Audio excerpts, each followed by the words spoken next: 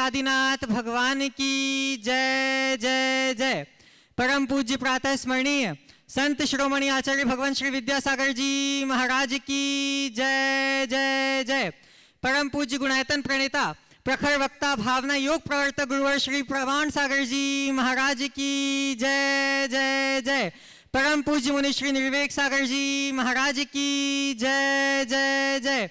परम पूज्य मुनि श्री शीतल सागर जी महाराज की जय जय जय। समस्त मुनि संघ की जय जय जय। शंका समाधान के आज के इस सत्र में आप सभी का हार्दिक अभिनंदन। इससे पूर्व कि हम आज के इस सत्र को प्रारंभ करें, चलते हैं पूज्य गुरुदेव के चरणों में, करते हैं प्रणाम इस भाव से कि हम भी बन सके निष्काम। सभी लोग हाथ जोड़ेंगे, मस्तक झुकाएंगे और मेरे साथ बोलेंगे, हे गुरुदेव नमोस्तु नमोस्तु नमोस्तु। क्या था क्या हूँ क्या बनूं, रे मन अब तो सोच, वरना मरना वरण कर बार बार अफसोस। बंधुओं, परम पूज्य प्रातः स्मरणीय आचार्य भगवान श्री विद्यासागर जी महाराज के इस अध्यात्म में दोहे को सभी लोग आत्मसात कर सकें, इसी भाव से उन्हीं के परम प्रयाग शिष्य पूज्य गुरुदेव गुणायतन की परिकल्पना कर रहे हैं और हमें प्रसन्नता है कि यह निर्माण कृति शीघ्र ही अपना आकार लेने जा रही है। आवश्यकता है आप सभी के सहयोग की, अतः तन मन धन से गुणायतन में सहयोग देकर इस इतिहास की रचना को संबल प्रदान करें। हमें प्रसन्नता है कि आज भी सूत्रधार के रूप में कोई गुणायतन से संबद्ध हुआ है। मैं उनके नाम की उद्घोषणा करूंगा और भाव रखूंगा कि आप करतल ध्वनियों से उनके अभिनंदन अवश्य करें। सूत्रधार के रूप में गुणायतन से संबद्ध हुए हैं श्री मोहित जी जैन, श्रीमती प्रतीक्षा जैन, इंद्र प्रकाश जैन, श्रीमती रवि जैन, प्रियंका जैन, अद्वित जैन आगरा से। सभी लोग करतल ध्वनियों से इनका अभिवादन करें। आज के इस सत्र को आगे बढ़ाएं, उसके लिए हम सभी चलते हैं पूज्य शुल्लक श्री स्वरूप सागर जी महाराज के चरणों में और निवेदन करते हैं कि हे महाराज श्री, जिस प्रकार चतुर्थ काल की आदि में भगवान अजितनाथ के समोशरण में सगर चक्रवर्ती ने प्रश्न पूछकर सबको दिशा दर्शन प्राप्त कराया था, उसी प्रकार महाराज श्री ऑनलाइन प्रश्नों के माध्यम से हम सबको समाधान प्राप्त कराएं। इच्छामि महाराज जी। तीनों मुनिराजों के चरणों में बारंबार नमोस्तु। प्रथम ऑनलाइन प्रश्न के रूप में प्रवीण जैन गढ़ाकोटा जिला सागर से नमोस्तु पूर्वक प्रश्न कर रहे हैं महाराज श्री कि जब हम बोलते हैं तो कहे गए शब्द महत्वपूर्ण होते हैं, परंतु शब्दों से अधिक महत्वपूर्ण होता है हमारा लहजा। तो हे गुरुदेव, हमारा लहजा कैसे प्रभावशाली बने, कृपया समाधान करें। बहुत अच्छी बात है। हमारे वचनों से ज़्यादा महत्वपूर्ण होता है हमारा लहजा। बहुत पुराना एक दोहा है,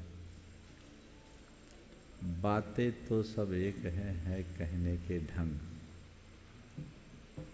बातें तो सब एक हैं कहने के ढंग। सिके चने अच्छे लगे नून मिर्च के संग।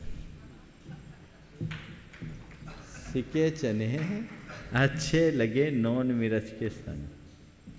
तो यही लहजा है।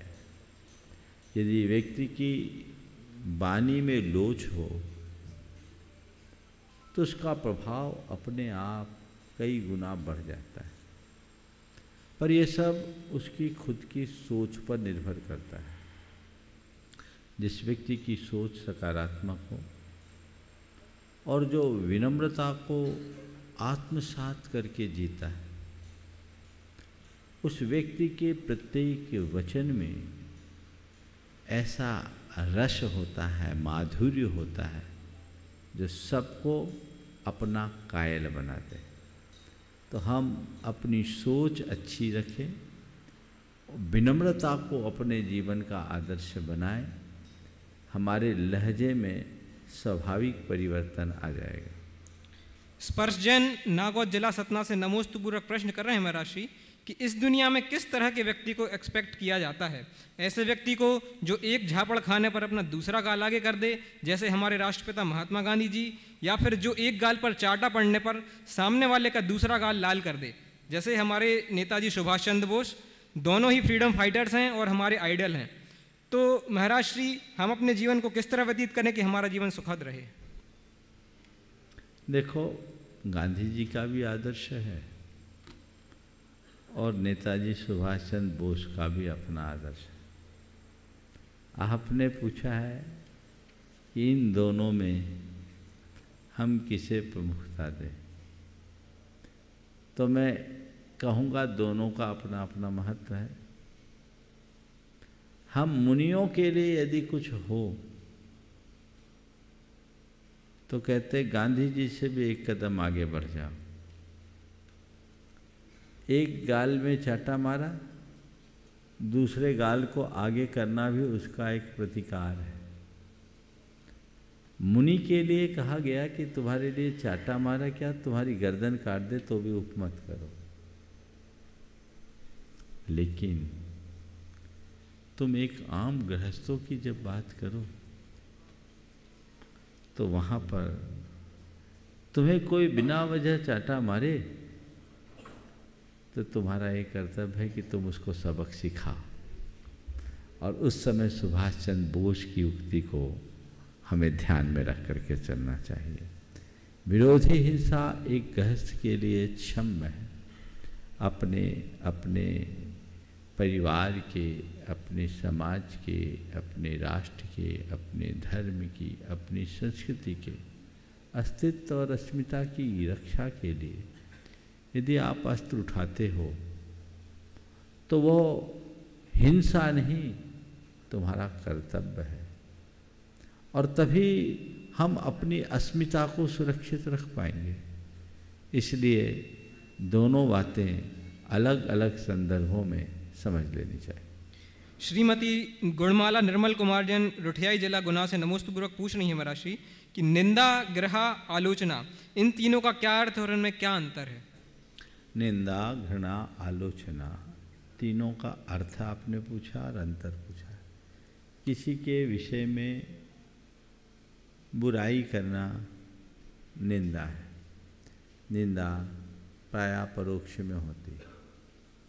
किसी से घृणा करना यानी उससे द्वेष रखना, नफरत करना। और आलोचना, आलोचना दो अर्थ में है। ऐसे बंगाल में पूछो तो बंगला में तो आलोचना यानी बातचीत करना, और संस्कृत में भी आलोचयति कहते हैं बातचीत के अर्थ में। तो हम आलोचना करते हैं यानी बातचीत करते हैं फिर बताते हैं। लेकिन जब हम आलोचना की बात करते हैं तो आलोचना दो तरीके से होती है। किसी व्यक्ति या विषय की समीक्षा आलोचना है, जिसमें उसके गुण और दोष दोनों का मूल्यांकन होता है। और ये एक सकारात्मक है जिससे हम अपने कृत्यों को सुधार सकते हैं, अपने व्यक्तित्व को निखार सकते हैं। ये आलोचना अच्छी है।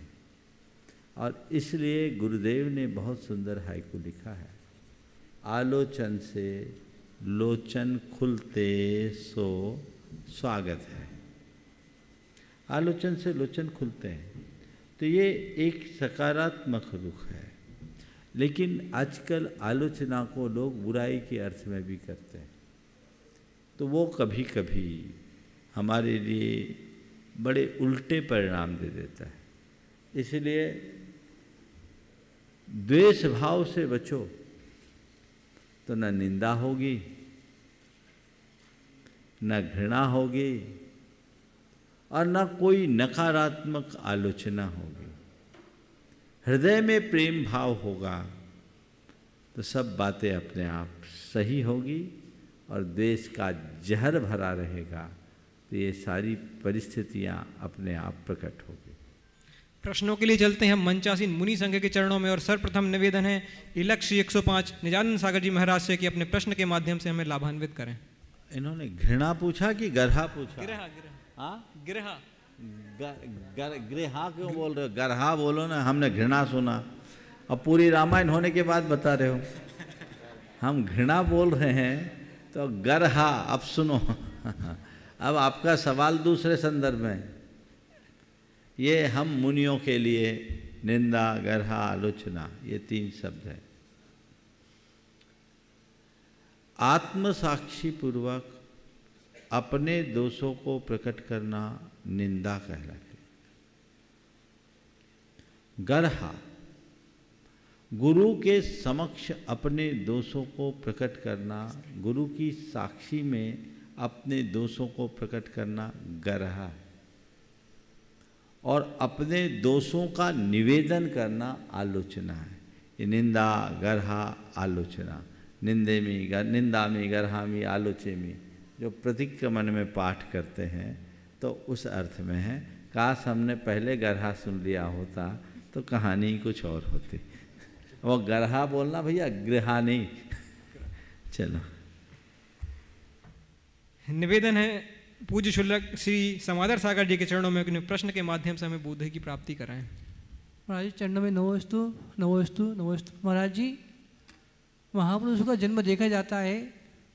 अब हम सुनते हैं कि किसी का जन्म कारागार में हुआ, किसी का शमशान में हुआ। तो महाराज जी, इस प्रकार से महापुरुषों का जन्म होता है तो उसमें भी कोई कर्म निमित्त है या कोई रहस्य? नमोस्तु महाराज जी। देखो, बहुत सही बात कही है। महापुरुषों का जन्म, अनेक महापुरुषों का, कोई कारागृह में जन्मे, कोई शमशान में जन्मे, और भी ऐसे अनेक प्रसंग है। आपका पूछने का भाव ये है कि ये किसी कर्म के निमित्त से हुआ या इसके पीछे कोई रहस्य है। अगर स्थूल दृष्टि से कहूँ तो ये कह सकते हैं, जो आम जवाब होता है कि ये कर्म का उदय था। लेकिन गहरे उतर करके कहूँ तो मैं यही कहूँगा कि कमल तो कीचड़ में ही खिलता है, गुलाब तो कांटों में ही पलता है। जो महान आत्माएं होती है उनका जीवन ऐसी परिस्थितियों में निर्मित होता है।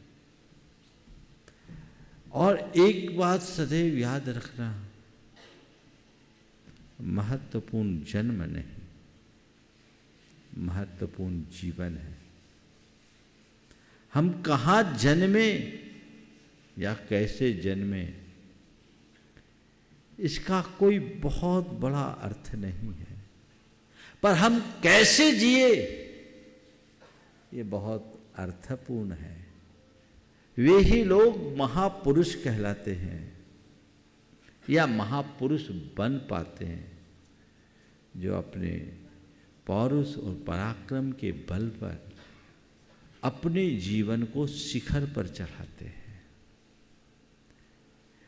विषम परिस्थितियों में जन्म लेने के उपरांत भी यदि कोई जीवन को सही दिशा में आगे बढ़ाता है तो निश्चित वह अपने जीवन की उन्नति का अधिकारी बनता है। और इन बातों से हमें एक पाठ और पढ़ना चाहिए कि पतित से पतित पावन भी प्राणी भी अपने पुरुषार्थ और पराक्रम के बल पर परमेश्वर बन सकता है।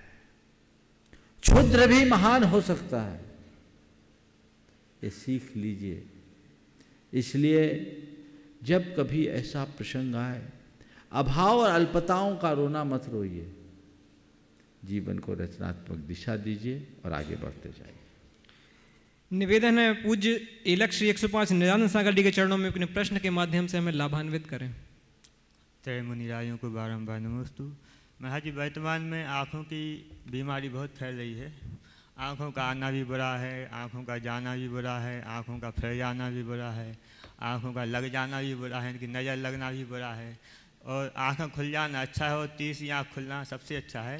तो हमारा पहला प्रश्न है कि महाराज जी, कि वर्तमान में जो आँखों की बीमारी फैल रही है उससे बचने के लिए साधकों को, साधुओं को क्या सावधानी रखना चाहिए, क्या मार्गदर्शन है। दूसरा प्रश्न है कि जैन धर्म की दृष्टि से तीसरी आँख खुलना क्या है, उसके लिए क्या पुरुषार्थ करना चाहिए, क्या निमित्त हो। और तीसरा प्रश्न है कि वो जैन धर्म की दृष्टि से नज़र लगना, कुछ लोग कहते हैं नज़र लगना अंधविश्वास है, तो जैन धर्म की दृष्टि से नज़र लगना क्या है। बहुत अच्छी बात। पहले तो मैं आचार्य महाराज की कुछ पंक्तियाँ कहना चाहूँगा जो मूक माटी में उन्होंने लिखा। आँखें जब आती है तब दुख देती है, आँखें जब जाती है तब दुख देती है, आँखें जब लगती है तब दुख देती है, और आँखें जब फिरती है तो दुख देती है। आँखों का हाल बड़ा विचित्र है। आपके 3 सवाल हैं। पहला तो आपने पूछा है कि अभी आंखें आ रही है, मेरी भी आई थी, चले गई। आज लगभग ठीक है, 5 दिन का उसका असर होता है। ठीक है, ये एक बीमारी है, कंजक्टिवाइटिस कहते हैं, जो वायरस के कारण है, फैल रहा है, तेजी से ये बीमारी फैल रही है, सबको लपेटे में ला रही। तो थोड़ी सी सावधानी सबको रखना चाहिए, पर ये ऐसी बीमारी नहीं है जिसको लेकर के बहुत चिंता की जाए। सावक लोग अपने विवेक से काम करे और आ जाए तो आ जाए, अपने आप चले जाए। अब आपका 2 सवाल है। पहला सवाल, नज़र लगना जैन धर्म की दृष्टि से कहाँ तक सही है। देखिए, नज़र है क्या? नज़र क्या है? नज़र जिनके प्रति हमारी विशेष आत्मीयता, स्नेह, सद्भाव होता है, किसी के प्रति जब हम विशेष प्रकार की ऊर्जा का प्रक्षेपण करते हैं और वो उसको बर्दाश्त नहीं कर पाता, तो बॉडी रिएक्ट करती है, और इसी को लोग नज़र लगना कह देते हैं। समझ गए? अब हम किसी के प्रति ज़्यादा सद्भावना व्यक्त कर दें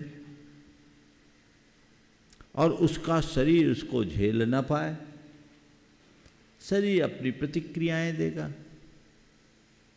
तो प्रतिक्रियाएं देता है तो एबनॉर्मल हो जाता है। ऐसा अनुभव सिद्ध बात। उस समय हमारे यहाँ कई प्रकार के टोटके हैं, उन टोटकों के माध्यम से ये देखा जाता है कि सामने वाला थोड़ी देर में नॉर्मल हो गया। तो क्या हुआ? टोटके से उस एनर्जी के फ्लो को कट कर दिया गया, तो जो असामान्य था वो सामान्य हो गया। तो इस दृष्टि से धर्मशास्त्रों में इन सब बातों की कोई ज़्यादा चर्चा नहीं है, लेकिन ये अनुभव सिद्ध बातें हैं, इसलिए न तो इन्हें नकारना चाहिए और न इनके पीछे ज़्यादा उलझ करके अंधविश्वासों का शिकार बनना चाहिए। आप देखिए, अगर थोड़ा बहुत कोई ऐसा टोटका होता है, टोटका करने से सामने वाले को आराम मिल जाता है, तो लून राई की परंपरा तो हमारे देश में बहुत पुरानी है। इफेक्ट मिलता है तो ठीक है, लेकिन इस पर निर्भर मत रहना।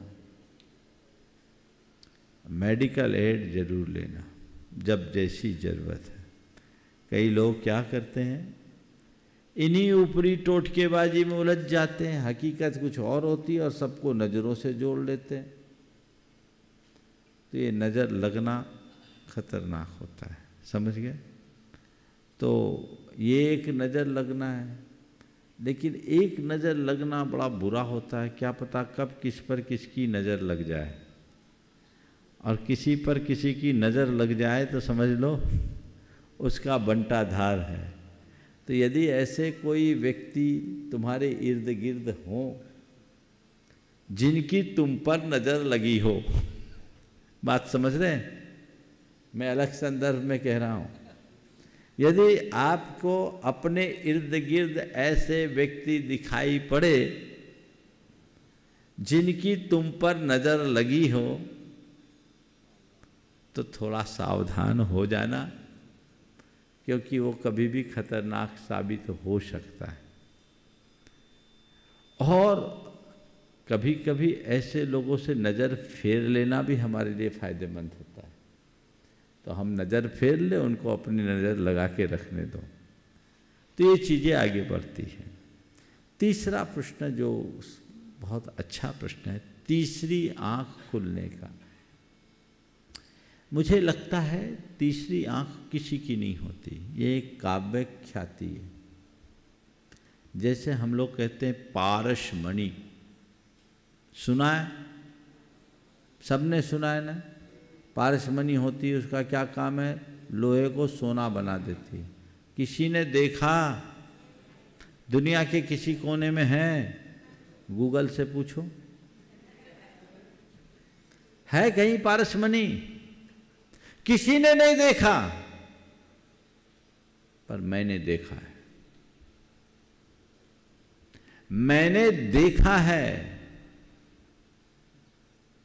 और देखा ही नहीं, प्रयोग भी किया है। प्रयोग ही नहीं किया, लाभ भी दिया है। समझ में आ रही है बात? मैंने देखा है, प्रयोग किया है, लाभ भी लिया है। तो क्या है? सद्गुरु हमारे पारसमणि हैं, हम सब लोहा हैं। जो उनके संसर्ग में चला जाए वो सोना बन जाता है। मैं तो लोहा था, सद्गुरु की शरण में आया, उनका स्पर्श हुआ। मैं लोहा था, सद्गुरु की शरण में आया, उनका स्पर्श हुआ और सोना बन गया। यही ना विशेषता है। तब इसको हम क्या बोलेंगे? पारसमणि को काव्य ख्याति। इसी तरह तीसरी आंख खुलने को भी हम काव्य ख्याति कहेंगे। कोई तीसरी आंख नहीं, आंख तो दो ही होती है, लेकिन ये तीसरी आंख क्या है? तो तीसरी आंख अंतर ज्ञान प्रकट हो जाना। दो आंखों से जो देखते हैं वो चर्म चक्षु के द्वारा देखने की चीजें। अंदर की आंखों से देखना यानी प्रज्ञा के बल पर देखना, ये तीसरी आंख का खुलना है। एक अर्थ ये हो सकता है। अथवा हम इन नेत्रों से जो कुछ देखते हैं वो सीमित देखते हैं। केवल ज्ञान तीसरा नेत्र है जिसमें चराचर सब प्रतिबिंबित हो जाता है। उसे भी तीसरी आंख के रूप में कह सकते हैं। आज के संदर्भ में व्यवहार में हम तीसरी आंख अर्थात अंतर ज्ञान की प्राप्ति, प्रज्ञा की आंख को पाना समझेंगे। हो गया? अगला। नमोस्तुपूर्वक निवेदन परम पूज्य मुनि श्री शीतल सागर जी के चरणों में कि अपने प्रश्न के माध्यम से हमें भी समाधान रूपी शीतलता का पान कराएं। ओम नमः शिवाय। मंदिर को समूह शरण का प्रतीक मानते हैं, तो जैसे समूह शरण में देवलोग व्यवस्था करते हैं, वहाँ गर्मी सर्दी बारिश कुछ भी नहीं रहती, मच्छर मक्खी आदि का भी अभाव रहता है। तो ऐसे ही हम मंदिरों में अगर इस तरह की व्यवस्था करें, एसी कूलर वगैरह या इस तरह के, तो इसमें क्या हानि है? बहुत अच्छा है। बिल्कुल मंदिर को वातानुकूलित बना दीजिए, हमें कोई दिक्कत नहीं, बशर्ते उसमें हिंसा ना हो। देवोपनी जो भी प्रक्रियाएं होती है उसमें कोई हिंसा नहीं हो। मंदिर में ये सब व्यवस्थाएं आप बनाओगे तो हिंसा होगी, तो अहिंसा के आयतन में हिंसा का कार्य कैसे स्वीकार? इसलिए इन सब से परहेज करना चाहिए। मंदिर की संरचना आप इस तरीके से कर दीजिए ना कि सर्दी गर्मी का प्रभाव ही ना पड़े। आज भी पुरातन काल के जो मंदिर हैं उनके अंदर जाने के बाद न सर्दी लगती है न गर्मी, सब अच्छा लगता है। तो मंदिर को मंदिर के शास्त्र के अनुकूल बनाइए और सर्दी गर्मी से स्वाभाविक रूप से बचने की योग्यता अपने भीतर विकसित कर लीजिए, ताकि किसी प्रकार के कृत्रिम साधनों को अपनाने की आवश्यकता ही न पड़े। ये तर्क देना मैं मान रहा हूँ महाराज जी के विचार नहीं है, एक बात बताए दे रहा हूँ, आप लोग थोड़ा सोच लेना, नहीं तो कहोगे कि ये तो रोज़ ऐसे ऐसे प्रश्न लेके आते हैं, शीतल सागर जी की विचारधारा कुछ अलग तो नहीं। तुम लोग बहुत होशियार हो धारणा बनाने के मामले में, कब किसके लिए कौन सी धारणा बना लो। लेकिन ये प्रश्न अगर महाराज लोग उठाते हैं तो इसका मतलब ये नहीं समझना है कि महाराज की विचारधारा है। महाराज जी इन प्रश्नों के माध्यम से ऐसे विचारधारा के लोगों को उत्तर दिलाना चाहते हैं। समझ गया? ये विचारधारा तुम लोगों के बीच के लोगों की, हम सब की विचारधारा एक है, इसमें कोई फर्क नहीं है, क्योंकि हम सब एक ही सांचे के ढले सिक्के हैं। समझ गए? तो हमारी विचारधारा में कोई अंतर नहीं है, ये अंतर तुम्हारे बीच की विचारधारा में है। तो जिनकी ऐसी विचारधारा हो उनको उत्तर दिलाने के लिए महाराज श्री ने ये सवाल उठाया है। तो मैं आप सबसे कहता हूँ, जो लोग इस तरह की विचारधारा रखते हैं कि अरे समोसरण में भी तो शीत गर्मी की बाधा नहीं होती, सब कुछ होता, मंदिर में लगा दो एसी, ये ठीक नहीं है, क्योंकि ये महाआरंभ है, सावध है, ये जिनालियों में नहीं होना चाहिए। संरचना ऐसी होनी चाहिए जहाँ आपको स्वाभाविक अनुकूलता मिल जाए। नमोस्तु पूर्वक निवेदन है परम पूज्य मुनि श्री निर्वेक सागर जी के चरणों में कि हमारी निर्वेक व्यक्ति हेतु अपना प्रश्न प्रेषित करें। ओ मुनि श्री को नमोस्तु करते हुए, पुण्य पाप फल माही हरक बिलखो मत भाई, यह पुद्गल पर जाय उपज बिन से थिर थाई। थिर नाई है, थिर नाई। तो छैडाला की इन पंक्तियों में पुण्य पाप को पुद्गल की पर्याय कहाँ, सो कैसे इसका समाधान करना? बहुत अच्छा सवाल है। पुण्य पाप फल माही हरस बिलखो मत भाई, यह पुद्गल पर जाय उपज बिन से थिर नाही।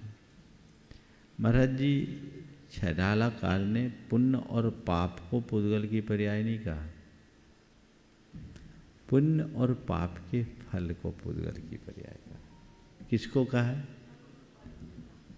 कि पुण्य और पाप के फल में हर्ष विषाद मत करो, ये पुद्गल की पर्याय है, उत्पन्न होते ही नष्ट हो जाने वाली है, ये स्थिर नहीं। अब देखो, तुम्हें अच्छा शरीर मिला, रूपवान शरीर,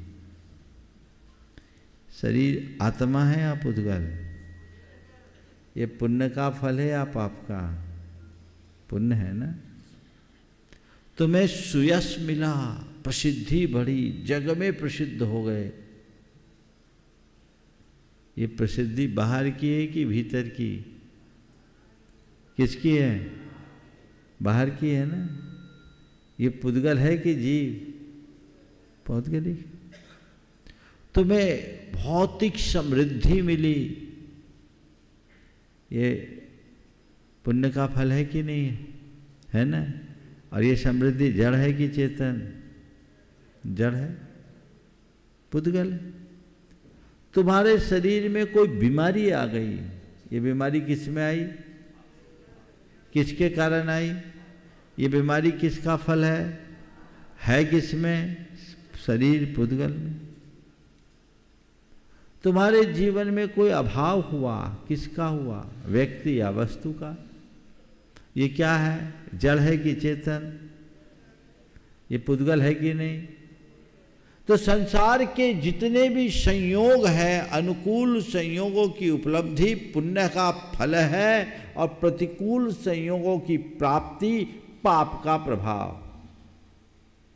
तो ये अनुकूल और प्रतिकूल संयोग जो भी तुमसे जुड़े हैं, ये जड़ हैं, चेतन नहीं, तुम्हारे स्वभाव नहीं है, ये पुद्गल की पर्याय है। इनके आने पर हर्षित मत हो, इनको पाकर मतवाला मत बनो, और इनको खोने पर व्याकुल मत हो। ये इसके कहने का आशय है। पुण्य और पाप तो हमारे अंदर के परिणाम है भाव, लेकिन इसका जो फल है वह जड़ है, ऐसा समझना चाहिए। प्रत्यक्ष प्रश्नों के माध्यम से अब सत्र को आगे बढ़ाएंगे ब्रह्मचारी सारांश भैया। बहुत बहुत आभार महाराज श्री। आप वे सारथी हैं जिन्होंने हम सबको समाधान पथ की यात्रा कराई, सविनय इच्छामि। बंधुओं, निर्माण निधि के रूप में गुणायतन से आज संबद्ध होकर जिन्होंने अपने जीवन की निधि को अपने जीवन के निर्माण में सदुपयोग किया है, श्रीमती आशा रानी जी, अतुल जी, अंजना जी, आशी, आरी, यश जैन सपरिवार सागर से करतल ध्वनियों से इनका अभिवादन करें। एवं श्रीमान राजेंद्र कुमार जी, अशोक कुमार जी जैन चितौरा वाले सागर से करतल ध्वनियों से इनका अभिवादन करें। प्रत्यक्ष उपस्थित लोगों के माध्यम से आज के सत्र को आगे बढ़ाते हुए प्रथम प्रश्न के लिए वे अगर यहाँ उपस्थित है तो आएंगे एवं पूज्य गुरुदेव के चरणों में नमोस्तु निवेदित करेंगे। और आपके सम्मान के लिए मैं आमंत्रित करता हूँ श्री प्रेमचंद जी, उपकार एजेंसी सागर से।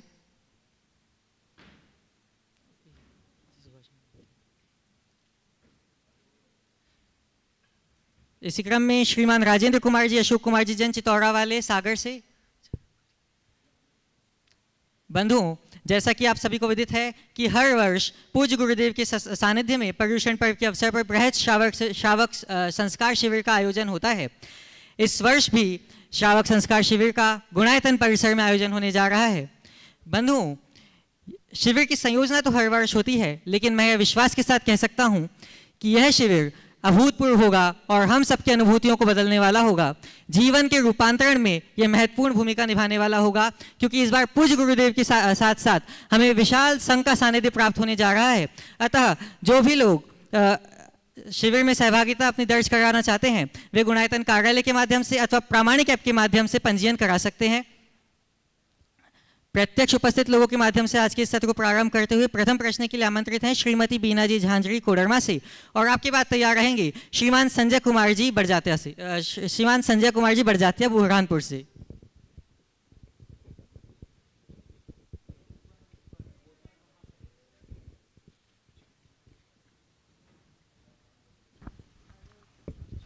उपस्थित हो रही हैं श्रीमती बीना जी झांझरी एवं आपके बाद तैयार रहेंगे श्रीमान संजय कुमार जी बड़जात्या बुरहानपुर।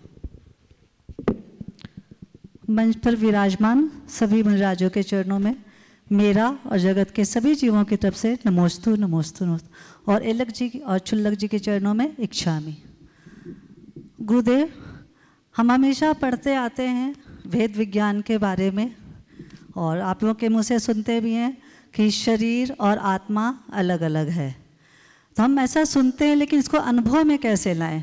कृपया मार्गदर्शन दें ताकि हमें इसका अनुभव प्राप्त हो सके। देखिए, अनादि से हम अपने आप को शरीर रूप ही मानते आ रहे हैं, और शरीर रूप इस मान्यता के परिणाम स्वरूप हम लोग हर पल अपने आप को शरीर रूप महसूस करते हैं। ये हमारे सब कॉन्शियस में बात बैठ गई। अब ये धीरे धीरे ही जाएगी। इसके लिए नित्य प्रति हमें भावना भाने की आवश्यकता है। यदि हम निरंतर ऐसी भावना भाएंगे तो धीरे धीरे हम अपने भेद विज्ञान को पुष्ट करने में समर्थ होंगे। तो हमें चाहिए कि हम नित्य भावना भाएं, मैं शुद्ध आत्मा हूँ, मैं चैतन्य आत्मा हूँ, सोहम सोहम आदि की भावनाएं बार बार भाने से हम धीरे धीरे उस भेद विज्ञान का अनुभव करेंगे। अनुभव बहुत आगे की चीज़ है, पहले तो श्रद्धान चाहिए। ऐसा श्रद्धान जब प्रगाढ़ होगा तभी हम उस अनुभूति तक पहुंच पाएंगे। नमोस्तु गुरुदेव। संजय कुमार जी बड़जात्या अपना प्रश्न प्रस्तुत करेंगे, और आपके बाद तैयार रहेंगे अंजू दीदी कोटा से। महाराज श्री के चरणों में तरह बार नमोस्तु। जैसा कि महाराज जी, हमारे जो भी बड़े हैं वो कहते हैं कि आज हम जो भी भोग रहे हैं या भोगना पड़ रहा है, हमारे पूर्व भवों का करा धरा है। तो आज हमें इस भव में ऐसा क्या करना चाहिए जिससे हमारे आने वाला भव अच्छा हो सके? पुरानी गलतियों को सुधारना चाहिए। जो हमने किया वो पुराना किया हुआ है, तो भाई जो भी गलत किया उसको सुधारो। तो ये मानो कि मुझे ये मनुष्य जन्म मिला है, ये मनुष्य जन्म मौज मस्ती के लिए नहीं मिला, अपनी गलतियों को सुधारने के लिए मिला है। तो मैं सत्कर्म करूं, त्याग तप संयम का आराधन करूं, ताकि मेरे सारे पापों का प्रायश्चित हो और मैं अपनी चेतना को शुद्ध बना सकूं। नमस्ते गुरुदेव। उपस्थित होंगी अंजू दीदी, और आपके बाद तैयार रहेंगे साहिल निखिल जी विनायक के औरंगाबाद से। नमस्ते गुरुदेव, और सभी छुल्लक महाराज जी के चरणों में इच्छामी। आप सभी को बताते हुए बहुत खुशी हो रही है कि हम सब ने मिलकर एक सपना देखा था, गुरुदेव की वाणी को लाखों लोगों तक पहुंचाना और धर्म प्रभावना करने का। हमारे प्रामाणिक समूह परिवार के लिए एक बड़ी उपलब्धि है कि हमारे ऑफिशियल इंस्टाग्राम अकाउंट पर अब 75,000 फॉलोवर हुए हैं। आज तक YouTube shorts and Instagram reel team ने मिलकर 150 से ज़्यादा रील बनाई हैं। हमारी रील्स की लोकप्रियता पूरे भारतवर्ष और विदेश में जैन के साथ साथ अजैनों लोगों में भी बहुत है। आज की फास्ट फेस लाइफ में जीवन जीने की कला और तनाव मुक्त जीवन जीने का समाधान देते हैं। आप सभी से अनुरोध है कि हमारे ऑफिशियल इंस्टाग्राम अकाउंट मुनिश्री प्रमाण सागर जी से जुड़िए, जहां हम गुरुदेव के विचार और जैन धर्म की सभी जुड़ी जानकारियां पहुंचाने का प्रयास करते हैं। ये किसी एक व्यक्ति का काम नहीं है, ये पूरी टीम का काम है।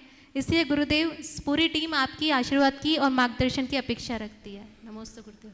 बहुत अच्छी बात है, प्रामाणिक समूह बहुत अच्छा कार्य कर रही है, ऐसे ही कार्य करते रहे। मेरा सबको आशीर्वाद है, और आप सबसे भी मेरा ये कहना है कि इनके इस अभियान को गति दें और आप भी इसमें अपना सहयोग दें। नमस्ते। साहिल जी अपना प्रश्न प्रस्तुत करेंगे और आपकी बात तैयार रहेंगी श्रीमती गुड़िया जी गोधा, फतेहपुर शेखावटी। नमस्ते महाराज जी। मेरा प्रश्न यह है कि जब हम मंदिर में दर्शन करने जाते हैं तो सफ़ेद, लाल या पीला रंग का ही क्यों वस्त्र पहनना चाहिए? ये कलर के पीछे कोई रीज़न है? ये सब शुभ लेशाओं के प्रतीक होते हैं जो हमारे शुभ भावों को उद्घाटित करते हैं। इससे हमारी श्रद्धा, उत्साह, उमंग और विश्वास बढ़ता है। उपस्थित होंगी श्रीमती गुड़िया जी गोधा, फतेहपुर शेखावटी से और आपकी बात तैयार रहेंगे श्रीमती किरण जी पाटनी, हजारीबाग। नमोस्तु महाराज श्री। मेरे आराध्य मंच पे विराजित सभी महाराजों के चरणों में बारंबार नमस्तु। हमारे फतेहपुर समाज की तरफ से बारंबार नमस्तु। महाराज जी, मेरी शंका ये है कि मैं अभी नई नई सास बनी हूँ, काफ़ी अच्छा लग रहा है। मुझे मेरे बहू के प्रति क्या कर्तव्य होना चाहिए, या यूँ कहिए कि सासू बनने के ऐसी कौन सी 4 बातें करूं अपने जीवन में जो हमारा परिवार सामंजस्य और स्वर्ग से सुंदर बन सके? अच्छी बात है। पहली बात तो आपको आपकी सासू बनने का, अब लोग तो बधाई देंगे, मैं बधाई नहीं दे सकता। आशीर्वाद है, लेकिन 4 हिदायतें। पहला काम, तुम्हारी सासू के जो व्यवहार तुम्हारे साथ, तुम्हें जब तुम बहू बनकर अपने घर आई, और तुम्हारी सासू का जो व्यवहार तुम्हें खला, तय कर लेना मैं अपनी बहू के साथ वैसा बर्ताव नहीं करूँगा। दूसरी बात, तुम्हारी सासू की जिन बातों ने तुम्हें प्रभावित किया, तय कर लेना मैं अपनी बेटी के साथ बहू के साथ वही व्यवहार करूँ। ठीक है। और तीसरी बात, सासू बन के रहना, धांसू बन के मत रहना। क्या?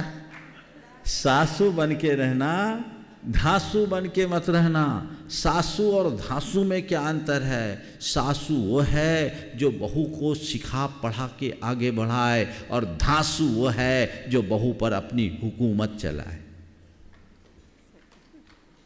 उसको सिखाना, पढ़ाना, आगे बढ़ाना, पर उस पर शासन करने की चेष्टा मत करना। और चौथी बात, बहू से अगर कोई गलती हो जाए तो अपने उन दिनों को याद करना जब नई नई बहू बनकर आई थी। मुझसे भी गलतियां हुई, मैंने सीख लिया, मुझ में सुधार हुआ, तो कल मेरी बहू में भी सुधार आ जाएगा। यदि ये 4 बातें याद कर लो, सब बातें अपने आप सही हो। नमस्ते महाराज। उपस्थित होंगी श्रीमती किरण जी पाटनी, हजारीबाग से और आपकी बात तैयार रहेंगे श्रीमान संजय जी सीमाजी मोदी, बाकल से। नमोस्तु गुरुदेव, नमोस्तु गुरुदेव, नमोस्तु गुरुदेव। इच्छामी एलक जी, छुल्लक जी एवं समस्त गुरु संघ की जय जय जय। गुरुवर, ध्यान शब्द का वास्तविक अर्थ क्या है? जैसे हम घर में कहते हैं सभी बच्चों से, ध्यान से चलना, ध्यान से खाना, ध्यान से गाड़ी चलाना, कुछ भी ध्यान शब्द का यूज होता है। और गुरु हमें कहते हैं कि ध्यान से अपनी आत्मा में अपनी आत्मा का ध्यान करना, आत्मा में ध्यान लगाना, इसका क्या अर्थ है? बहुत अच्छी बात है। आपने जो बोला मैंने ध्यान से सुना है ना। ध्यान ही क्या है? चित्त का किसी एक विषय में लीन हो जाना ध्यान है। हम अगर कोई काम लीन होकर करते हैं तो वो ध्यान है। हमारी लीनता ही ध्यान है। लेकिन हम अपने संस्कारोवश अशुभ कार्यों में तो हमेशा लीन रहते हैं। हमारी स्वाभाविक एकाग्रता होती है, उसके लिए प्रयत्न करने की ज़रूरत नहीं होती। पर हम जब धर्म साधना में बात करते हैं तो साधारण ध्यान की बात नहीं करते, हम ध्यान तप की बात करते हैं। और हमारा ध्यान तप कब बनता है? जब हम अपने चित्त को अशुभ से हटाकर शुभ में लीन करते हैं। तो अशुभ से हटाकर शुभ में लीन हो जाओ, ये ध्यान की सबसे प्रारंभिक भूमिका है। और सबसे हटाकर अपने में डूब जाओ, ध्यान का परम रूप है। समझ गए? तो अपने आप में डूबना आत्मा का ध्यान है, और अशुभ से हटकर शुभ में लगना, लीन होना, ये हमारा व्यवहार का ध्यान है। और बाकी जो हम विषय कषायों में या गोरख धंधे में लगे रहते हैं, ये दुनियादारी का ध्यान। नमस्ते। श्रीमान संजय जी मोदी अपना प्रश्न प्रस्तुत करेंगे और आपके बाद तैयार रहेंगी आदरणीय ब्रह्मचारिणी मंजू दीदी, रेखा दीदी, जो आगे का श्री एकम्पमती माता जी की संघस्था हैं। नमोस्तु भगवान, नमोस्तु नमोस्तु। इच्छामी महाराज जी, गुरुदेव, गर्व, नाज और घमंड, ये तीनों क्या पर्यायवाची हैं या अलग अलग हैं, और हमें इनमें से कुछ करना चाहिए या नहीं? समाधान चाहिए। गर्व, नाज और घमंड सामान्य अर्थ में देखें तो तीनों एक ही अर्थ के, लेकिन विशेष रूप में देखें तो तीनों के अलग अलग अर्थ होते हैं। गर्व अपनी किसी उपलब्धियों को पाकर उसका मान होना गर्व है। नाच अपनी उपलब्धियों पर हर्ष होना नाज है। इसका मुझे नाज है, हम कोई उपलब्धि पा रहे हैं, हर्षित हो रहे हैं, ये नाज। और घमंड अपनी योग्यता से अधिक मान सम्मान की चाह रखना, अथवा अपनी तुच्छ उपलब्धियों को ही बहुत बड़ी उपलब्धि मान लेना और अपने आगे औरों को तुच्छ समझना घमंड है। घमंड सबसे विकृत रूप है। गर्व कदाचित चलेगा, लेकिन नाज अनुकरणीय है। हमें अपनी उपलब्धियों पर हर्ष होना चाहिए, लेकिन उस हर्ष में किसी की उपेक्षा नहीं। नमोस्तु भगवान, नमोस्तु। आमंत्रित हैं मंजू दीदी, रेखा दीदी, और आपके बाद तैयार रहेंगे श्रीमान विनय जी लुहाड़िया, खातेगांव। पूज्य मुनि श्री के चरणों में कोटि सा नमन। एलक जी को इच्छामी, सभी क्षुल्लक जी संघ को इच्छामी। महाराज श्री, हमारा प्रश्न है तत्वाशूत जी में दूसरे अध्याय में जहाँ पंच भाव का प्रकरण है, वहाँ छायोपशमिक भाव में भी अज्ञान बताया है और औदिक भाव में भी अज्ञान, तो दोनों अज्ञान में क्या अंतर निकलेगा? देखिए, इस सैद्धांतिक प्रश्न है। छायोपशमिक भाव में जो अज्ञान बताया है, वह अज्ञान हमें एक ज्ञान है, दूसरा ज्ञान न भी रहे, वहाँ मिथ्या ज्ञान की अपेक्षा से अज्ञान है। मिथ्या ज्ञान और औदैहिक भाव में जब तक केवल ज्ञान न हो तब तक सब में अज्ञान है, वो बताएं। पूज्य मुनि राज के चरणों में बारंबार नमोस्तु नमोस्तु नमोस्तु। पूज्य आर्यका श्री एकम्पमती अचलमती माता जी की भी नमोस्तु महाराज जी। मेरा प्रश्न बहुत दिन से मेरे अंदर है, ये शंका है कि जब मुनि महाराज आहारचर्या के लिए निकलते हैं तो कंधे पर जब मुद्रा बनाते तो दाएं हाथ ही क्यों रखते हैं? मुझे नहीं मालूम, पर मैं बताता हूँ, उत्तर तो दूंगा, पहले भी दिया है। अब मुनि महाराज हमसे एक बार बच्चे ने पूछा, महाराज जी आप लोग कंधे पे हाथ लेकर क्यों जाते हैं, ऐसे लेके क्यों चलते हैं? अब बच्चे को क्या उत्तर दे? दाएं और बाएं की बात अलग, उसने बोला ऐसे क्यों लेते हैं? तो हमने कहा देखो भैया, हम लोग ऐसा कब करते हैं हाथ? बोले जब आहार को जाते हैं। आहार करने का मतलब क्या होता है? भोजन करना। तो जब किसी को भोजन करने की इच्छा होती, बोलना नहीं होता, तो आप लोग क्या बोलते, इशारा क्या बोलते? अब महाराज जी को अब भोजन करना है, अब आप लोग ऐसे बोले कि ऐसे ऐसे करना है, ऐसे बोलेंगे तो खराब लगेगा, ठीक है ना? ऐसे बोलेंगे खराब लगेगा, इसलिए बाजू में ऐसे लगा लो। और दाएं हाथ से करते, इसलिए दाएं हाथ को प्रमुखता दे दिया। ये मैंने कहा, कहीं लिखा नहीं है, इस फैक्ट्री की उपज, समझ गए ना? ये कहाँ की उपज है? यहाँ की उपज है। तो ये चीजें हैं, होगी, कुछ ना कुछ वजह होगी, लेकिन प्राय जो भी चर्या में निकलते मुनि महाराज यहाँ रखते हैं। हाँ, और एलक छुलक सीधे ऐसे चलते हैं। दायां हाथ ही क्यों रखते हैं? दायां से ही तो सारा काम है, दायां हाथ प्रधान है, इसलिए दायां हाथ रखते हैं। ठीक है, चलिए। उपस्थित होंगे श्रीमान विनय जी, संगीता जी लुहाड़िया, खातेगांव से, और आपके बाद तैयार रहेंगे नौलन जी जैन। मंचासीन मुनिराज के चरणों में त्रिभार नमोस्तु। एलक जी चुल्लक जी के चरणों में इच्छामी इच्छामी। महाराज श्री ओम, जल्दी से पूछो। हाँ, इंदौर से धर्मचंद जी सेठी का प्रश्न है, वो अभी जहाजपुर गए थे। जहाजपुर में भगवान मुनीश्वरनाथ भगवान की प्रतिमा को उन्होंने देखा। देखने के बाद उन्होंने कहा कि उनके हाथों के नख काफ़ी बड़े हुए हैं। तो क्या प्राचीन काल में इस प्रकार की प्रतिमा का रचना की जाती थी? की जाती थी, तभी तो है। नख बड़े हैं और केवल ज्ञान के बाद न बढ़ते न घटते, केवल ज्ञान के पहले बढ़ सकते हैं। इसमें कोई दोष नहीं, एक शिल्प का एक आकर्षण है। आज के सत्र को आगे न बढ़ा करके मैं यहीं पर विराम लूँगा। बोलिए अहिंसा परमो धर्म की।